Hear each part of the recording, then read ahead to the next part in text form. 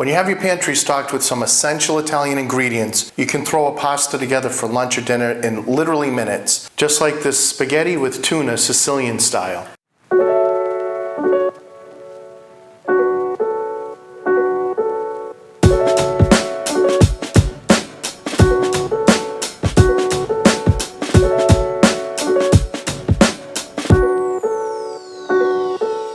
Welcome to Actually Italian. I'm Sal. I've been living in Italy for years, and now I'm really excited to teach you some authentic recipes so you can cook like an actual Italian yourself. This pantry pasta is great because you don't even really have to plan it ahead. You're using just some staples that you would have stocked in any Italian pantry, and in less time than it takes for the pasta to cook, you've got your sauce all ready to go. It literally only takes a few minutes, so let's get started. I'm going to start out with the pasta because it does go that fast. I've got the water boiling and I'm going to toss in some spaghetti.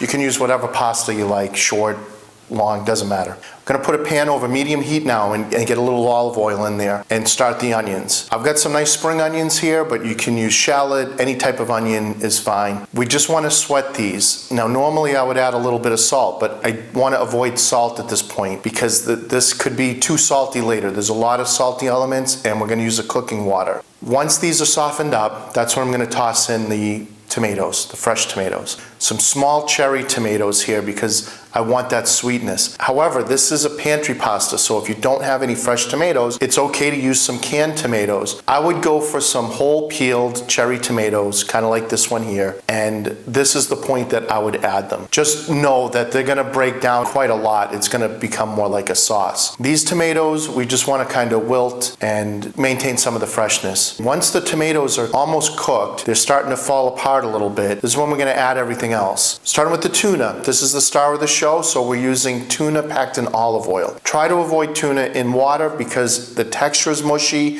and you don't get the flavor. Next, we're gonna add some good olives and some capers. These capers are the salted kind. They're packed in salt. You just give them a quick rinse and get the salt off of them, and you just throw them right in. Or you could use brined, the kind that have like a little bit of pickled flavor to it. Those work fine too. Now some sun-dried tomatoes.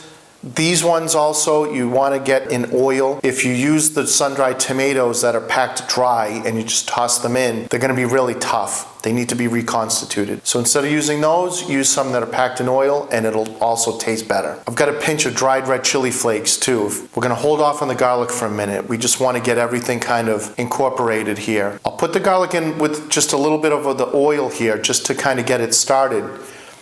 We only need like 30 seconds, then we'll mix everything in.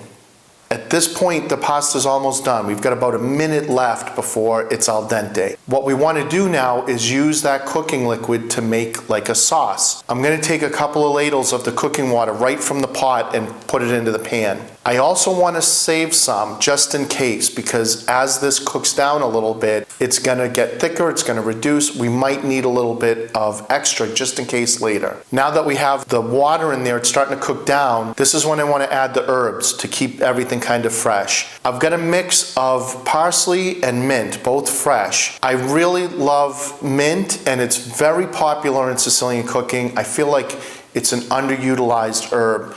It's one of those things when you have it in there, you can't quite figure out that it's mint. You don't really know exactly what it is, but you know that there's something cool in there. Again, with this being a pantry pasta, if you don't have fresh herbs, you could use some dried herbs. I wouldn't use dried parsley. I wouldn't use dried basil. Those don't have a lot of flavor. I would use a little bit of dried oregano, or dried mint would actually work too, because they do maintain their unique flavors even when dried. The sauce is done here. This is what we're looking for. I want the tomatoes kind of wilted and almost all the way cooked, but I want them to still maintain their shape a little bit. It's going to give a nice kind of acid that we really sort of need for this dish to brighten things up. We have a lot of salty elements in there. The tuna is very umami rich. Now we've drained the pasta and we're ready to toss this all together. I just put the spaghetti right in the pan and I just give it a nice toss. We want to get everything incorporated, because we need that liquid that's in there. That cooking liquid that we took isn't just to make a sauce, it's also for the pasta to continue cooking. It's going to absorb some of that liquid. So we want to make sure that it has that time to finish cooking in there. And that's it. 15 minutes later, we're ready to plate it up.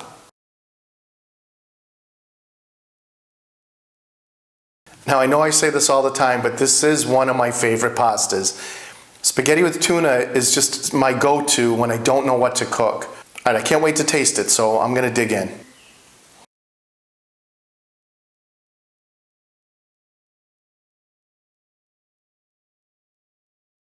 I gotta tell you, that mint really elevates this whole thing.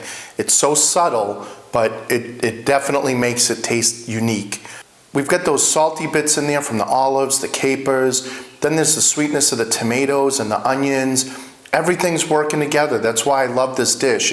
It doesn't seem like it's just thrown together. It seems like a lot of care was put into it. I hope that you have your pantry stocked with some of these essential Italian ingredients so you can replicate this yourself. We'll see you in the next video.